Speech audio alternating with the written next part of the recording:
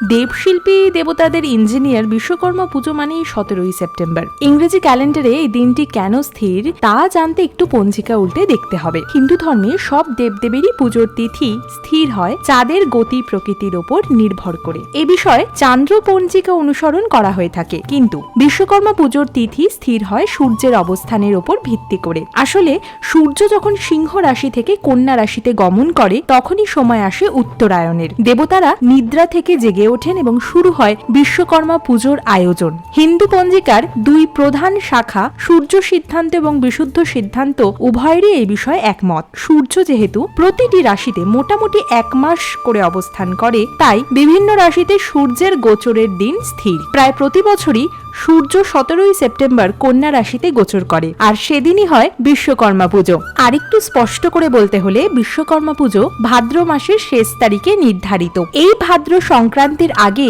বাংলা পঞ্জিকায় 5টি মাসের উল্লেখ মেলে। এই 5টি মাসের দিন ও সংখ্যাও প্রায় বাধা ধরাই সাকুল্যে 156 দিন। এই নিয়ম ধরে বিশ্বকর্মা পুজোর যে বাংলা পঞ্জিকা মতে তারিখটি বেরোয় তা ইংরেজি ক্যালেন্ডারের মোটামুটি 17ই সেপ্টেম্বরের মধ্যেই পড়ে। কোনো কোনো বছরে এই